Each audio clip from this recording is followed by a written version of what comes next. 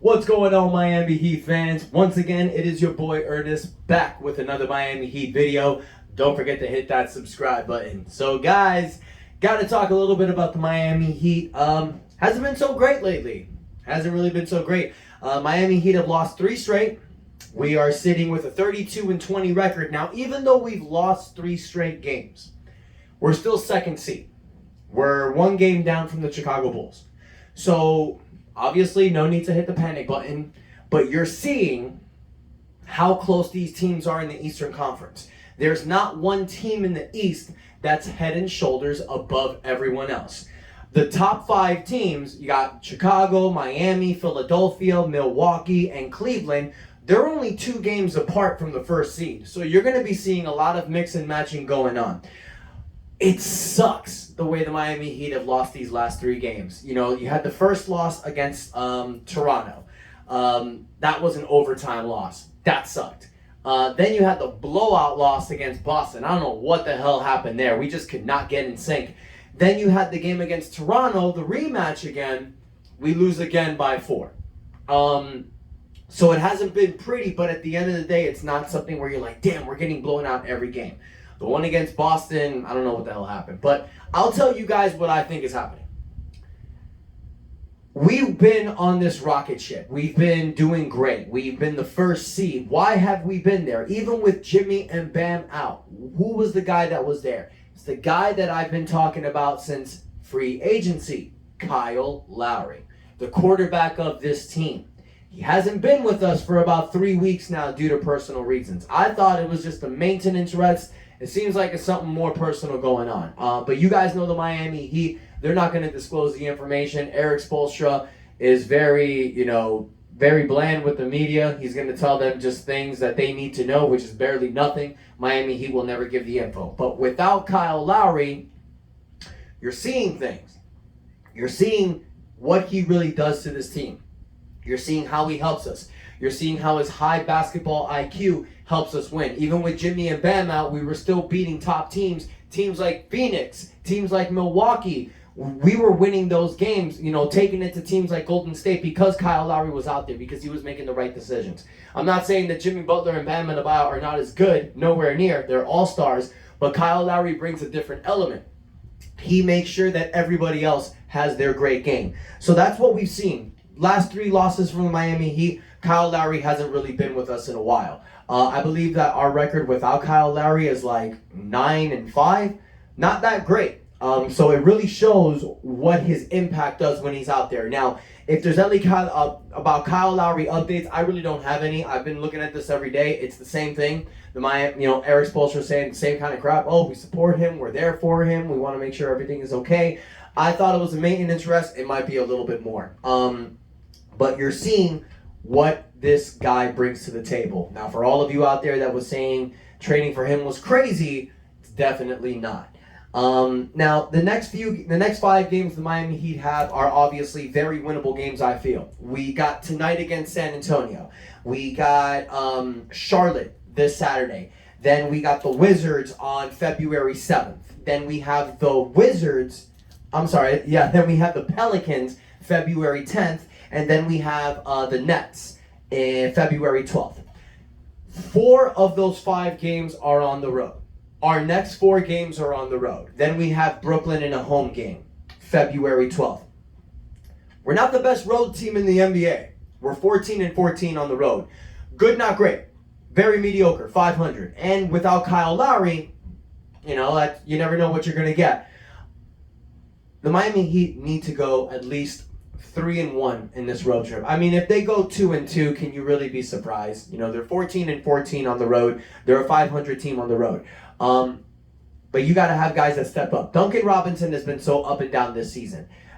He needs to break out of his shell. Max Strus has got to step up too. The guys that do the things. Tyler Hero, Jimmy Butler, Bam Adebayo, Caleb Martin, Dwayne Dedmon, PJ Tucker, who's been having a breakout season. These guys need to really step up and do the little things. It's not like they've been playing bad, except for that game against Boston. Jesus Christ, what happened? I'm going to have nightmares about that game against Boston. I swear to God.